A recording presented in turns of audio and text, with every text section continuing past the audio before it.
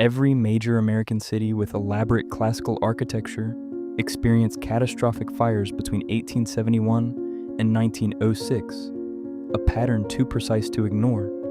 Chicago burned in October 1871, and 13 months later, Boston went up in flames. Baltimore burned in February 1904, followed by San Francisco in April 1906. Smaller cities followed the same pattern across a 40-year window. Seattle, Portland, Jacksonville, Denver, and Atlanta all lost their downtown cores to fire. What burned was always the oldest, most ornate architecture, and what replaced it came in modern, simplified style. Official causes sound almost deliberately mundane when you line them up. Mrs. O'Leary's cow kicked over a lantern in Chicago. A warehouse spark started the Boston fire. Baltimore's blaze came from a cigarette in a basement. San Francisco blamed earthquake-damaged gas lines. Each fire begins with a story so ordinary, it discourages deeper questions. Yet the destruction erased entire architectural eras from American cities in ways that change the country's visual identity forever. Standard explanations treat these as unrelated tragedies, unfortunate accidents in an era of wooden buildings and primitive firefighting equipment. But the timeline tells a different story when you map it out. Specific buildings in specific cities burned at specific times, always the elaborate classical structures built before 1870, always followed by simplified modern reconstruction, and always explained with stories that crumble under examination. We're covering the timeline that shows fires hitting every major city in a 40-year sequence. The architectural targeting that destroyed ornate districts while leaving simpler buildings untouched. The official origin stories that don't survive scrutiny. The impossible speed and completeness of the destruction. The coordinated rebuilding following identical patterns across cities. The question of who gained from erasing classical American architecture, and the alternative theory suggesting systematic demolition disguised as disaster rather than accident. The timeline is where we start, because once you see it laid out, calling it coincidence becomes impossible. 3.3 square miles of Chicago disappeared between October 8th and 10th, 1871, consumed by flames that burned for 3 straight days. Sunday night, around 9 p.m., fire started on the city's west side and spread northeast through downtown, and by Tuesday morning, 17,500 buildings no longer existed. 100,000 people lost their homes. 300 died officially, though the real count ran higher, since immigrant and working-class casualties often went unrecorded. Every major commercial building in Chicago's downtown burned in those 3 days. Courthouse, post office, custom house, hotels, theaters, banks, retail palaces, all gone. Pre-fire architecture rivaled European capitals according to the Chicago Tribune. Buildings featuring elaborate stone facades, classical columns, ornate metalwork, and decorative elements matching anything in New York or Boston. A few brick and stone shells remained standing when the flames stopped, but interiors were gutted, and most structures came down anyway during rebuilding. 13 months passed, November 9th through 10th, 1872, and Boston burned. Saturday around 7 p.m., fire started in a commercial warehouse on Summer Street and tore through the financial district, and by Sunday morning, 65 acres had vanished, along with 776 buildings. Fire moved so fast that firefighters abandoned attempts to stop it and focused on containment instead. What burned was all of Boston's oldest commercial architecture, buildings from the 1700s and early 1800s, featuring Georgian and federal-style details. Newspapers described structures with hand-carved stonework, imported materials, and craftsmanship that modern builders couldn't replicate, all destroyed in 14 hours. 32 years later, February 7th, 1904 brought Baltimore's turn. Sunday morning, fire started in the Hearst Building basement and spread through 80 city blocks over 30 hours. 1,500 buildings gone, 70 blocks of downtown erased, 140 acres burned, including every major business in Baltimore's commercial core. Mid-1800s classical revival dominated the architecture. Buildings with elaborate cornices, stone facades, and ornamental metalwork, all replaced with modern steel frame construction once the ashes cooled. 2 years after Baltimore, April 18th, 1906, San Francisco's earthquake hit at 5:13 a.m., and fires followed the burn for 3 days straight. Earthquake damage affected buildings, but fire destroyed the city. 490 city blocks burned across 4.7 square miles. 28,000 buildings eliminated, including nearly every structure built before 1870. Victorian-era architecture vanished completely. The elaborate Italianate and Second Empire buildings with mansard roofs, bay windows, and decorative facades that had defined the city's character. Official death tolls stood at 3,000, though recent research puts it closer to 6,000. Between these major catastrophes, smaller cities burned on schedule. Seattle lost 64 acres in June 1889, the entire downtown gone. Portland burned 22 blocks in August 1873. Jacksonville, Florida lost 146 city blocks in May 1891. Denver burned in April 1863. Atlanta in November 1864 during Sherman's March, though that one nobody pretended was accidental. Paterson, New Jersey in February 1892. Hoboken in June 1898. Fire destroys the oldest, most elaborate architecture in a city's core. Rebuilding happens in simplified modern style, and the pattern repeats city after city. What burned and what survived reveals selection patterns that natural disasters don't follow. Chicago's fire supposedly started in the O'Leary barn on the southwest side, a working-class immigrant neighborhood packed with wooden cottages and shacks. But those structures weren't what burned most completely, and that's where the story stops making sense. Fire spread northeast toward downtown, in gaining intensity as it reached the commercial district where elaborate stone and brick buildings stood, and those structures built with fireproof materials and designed to resist flames burned to their foundations. Meanwhile, wooden residential areas on the fire's edges came through with minimal damage. Michigan Avenue's water tower survived along with a handful of other isolated structures, proving stone buildings could withstand the flames. Yet massive stone and iron buildings downtown, structures with walls thicker and construction better than the water tower, burned completely. Courthouse walls stood 3 feet thick, and the building vanished. Sherman House Hotel rose in brick and stone with iron beams and burned beyond recognition. The post office, a government building constructed for permanence, was gutted beyond repair. Boston's fire created an almost perfectly rectangular burn zone covering the oldest commercial district with surgical precision. Wealthy residential areas on Beacon Hill, filled with wooden townhouses, sat just blocks away and didn't burn. Fire jumped streets in some places and stopped at others without clear reason, and buildings constructed with supposedly fireproof materials burned completely, while wooden structures nearby survived intact. 776 buildings in 14 hours works out to 55 buildings per hour, nearly 1 building per minute for the entire duration. Fire doesn't move that systematically through a city unless something directs it. San Francisco's pattern was even more obvious when you map the timing. Earthquake happened at 5:13 a.m., and fires started almost immediately across the city in dozens of separate locations. Broken gas lines provided the official explanation, but fires started in areas where gas mains shouldn't have broken based on earthquake damage maps. Some fires began in districts that experienced minimal earthquake shaking, and the fire spread against wind direction in several documented cases, which violates basic fire behavior. Victorian-era downtown and residential districts south of Market Street disappeared completely.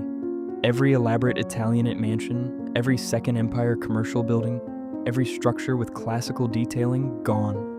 Rebuilt city used almost entirely modern steel frame construction with simplified facades, and the few surviving Victorian buildings that exist today come from areas the fire never reached. What's striking is what the fires spared. Newer industrial buildings often survived across all these cities. Simple warehouses, factory structures, utilitarian construction without ornate details frequently escaped major damage even when surrounded by burning classical architecture. Fire seemed to target beauty and complexity while leaving simplicity alone. Official origin stories for these fires follow a pattern of blaming the most powerless people possible or attributing destruction to absurdly minor causes.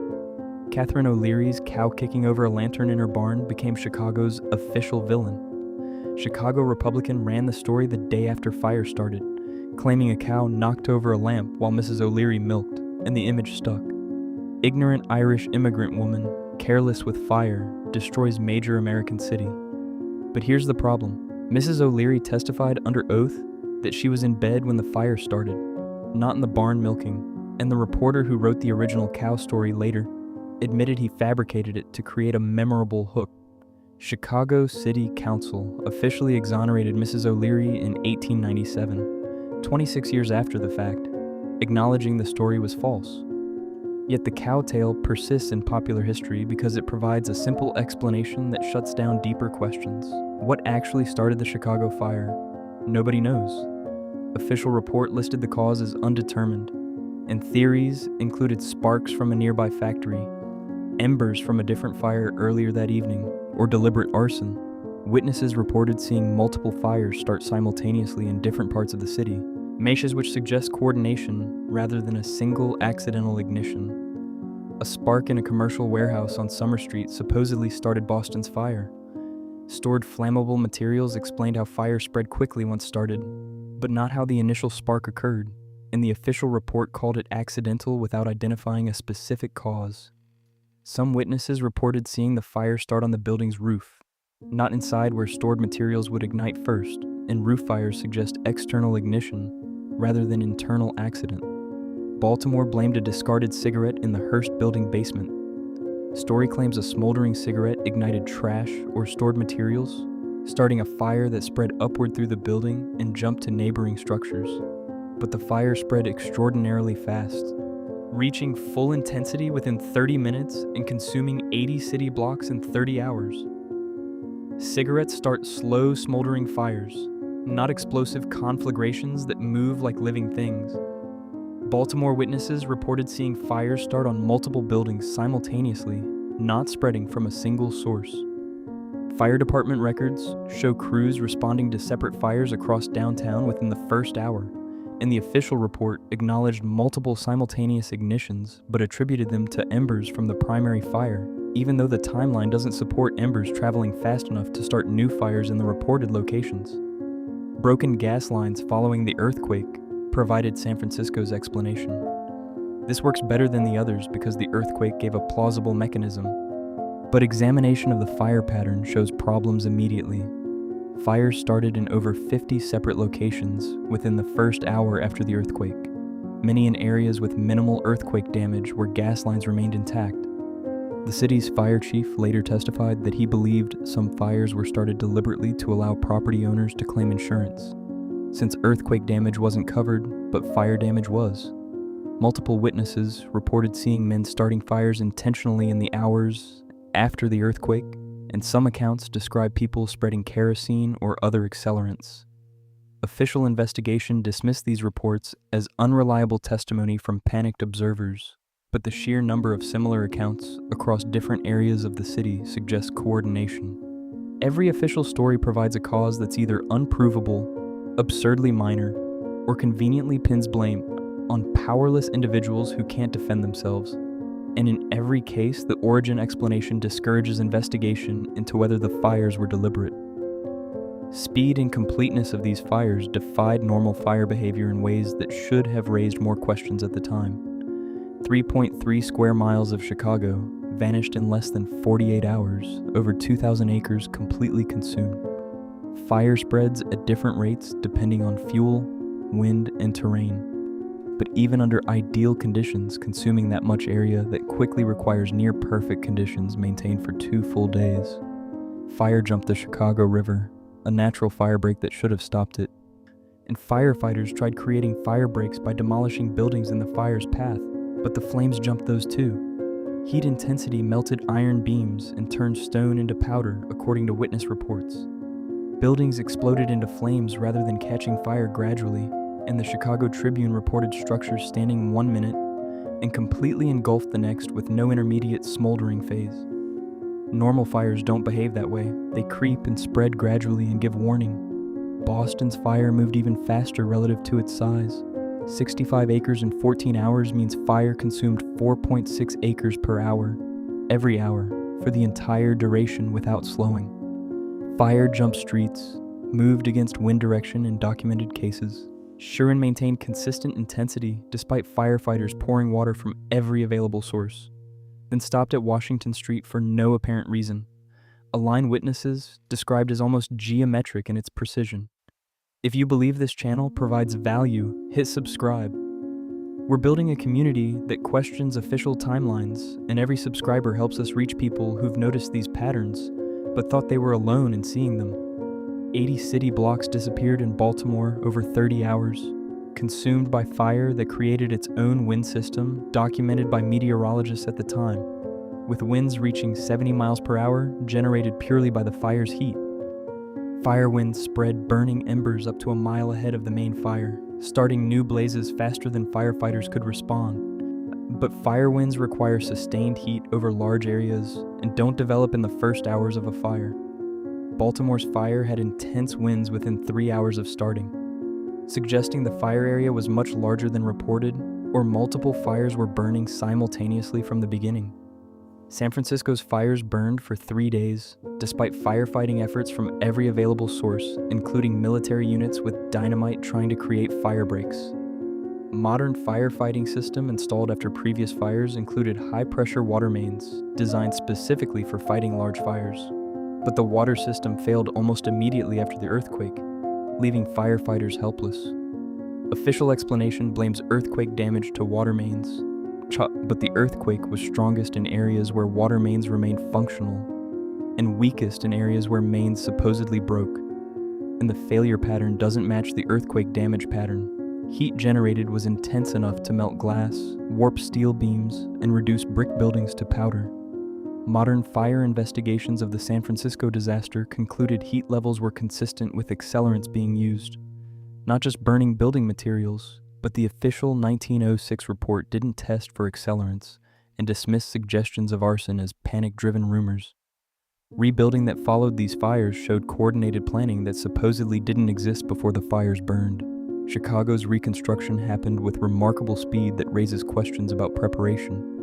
Temporary structures appeared within months. Major new buildings started construction within 2 years, and within a decade, Chicago had more commercial buildings than before the fire, all in modern style. Architecture shifted from classical revival with ornate stonework to simplified facades, steel frame construction, and standardized designs. And the Chicago School of Architecture emerged directly from post-fire rebuilding, promoting form follows function and stripping away decorative elements as outdated. Daniel Burnham, who later designed the White City for Chicago's 1893 World's Fair, got his start in post-fire reconstruction and advocated for simplified modern design that eliminated classical ornamentation.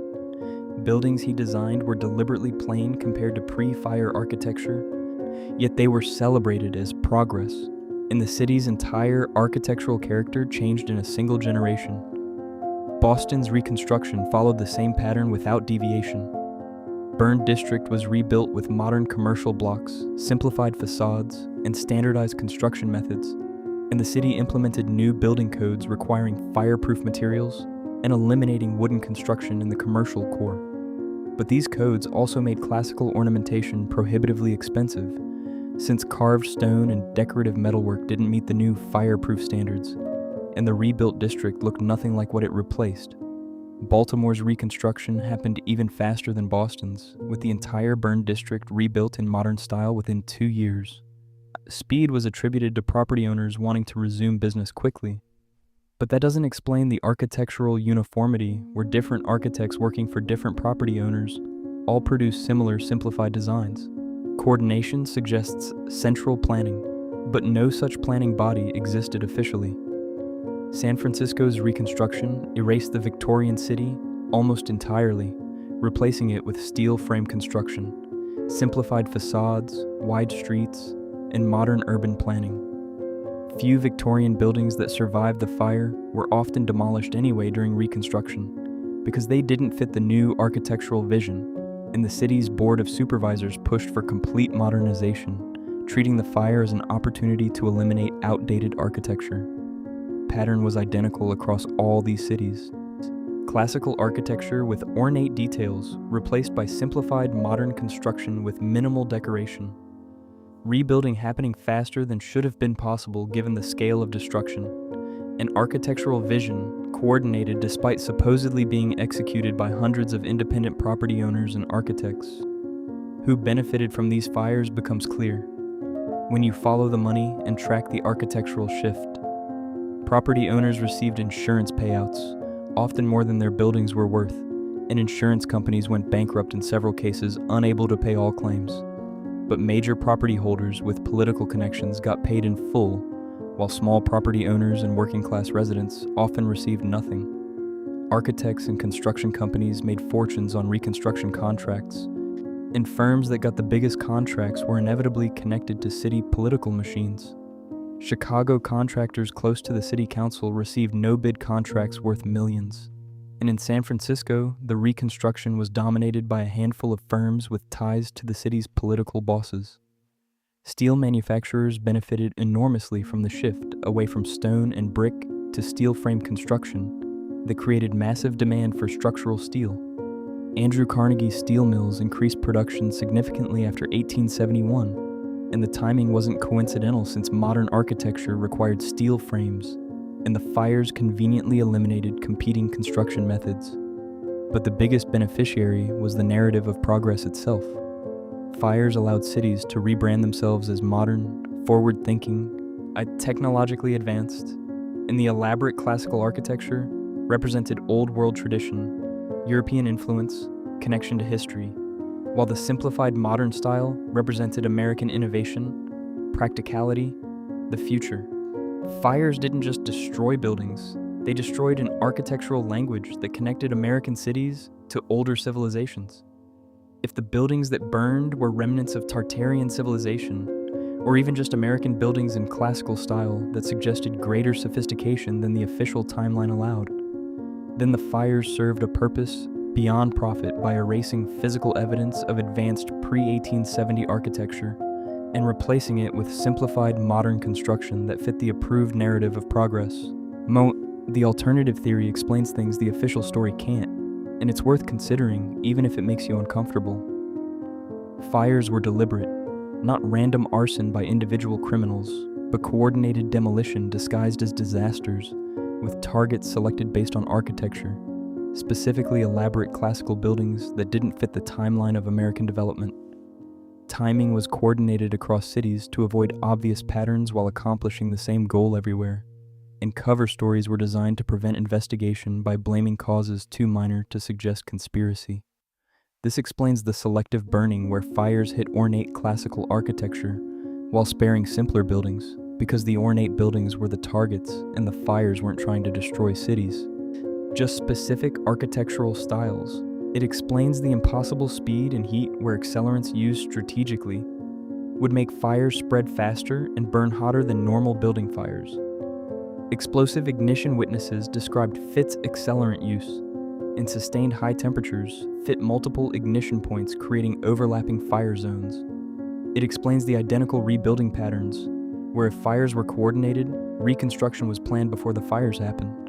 Architects knew what they'd be building before previous structures burned. Building codes were written in advance, and simplified modern style wasn't a response to the fires, it was the goal. It explains the timing correlation where 1871 to 1906 matches the orphan train period, the buried buildings timeline, the asylum boom, us and the World's Fair demolitions, all serving the same purpose, erasing evidence of previous civilization and establishing a new historical narrative. And it explains why the fires stopped, because after 1906, major American cities didn't experience catastrophic downtown fires anymore. Fire technology didn't suddenly improve that much. Buildings weren't dramatically more fireproof, but the elaborate classical architecture was gone by 1906, so the fires weren't needed anymore. The reset was complete. Every major American city with elaborate pre-1870 architecture experienced catastrophic fires between 1871 and 1906, destroying specific districts containing the oldest, most ornate classical buildings. Official causes were absurdly minor or unprovable. Fires burned with impossible speed and heat. Rebuilding was coordinated across cities despite no official coordination existing. and the architectural character of American cities changed completely in a single generation? Were these fires natural disasters that happened to hit every major city in a 40-year sequence? Or were they systematic demolition of classical American architecture disguised as accidents? Mrs. O'Leary's cow didn't burn Chicago, but something did, and it burned Boston 13 months later, and Baltimore 32 years after that, and San Francisco 2 years after Baltimore. Either American cities had the worst luck in architectural history, or someone was lighting matches. We'll let you decide which explanation requires more faith.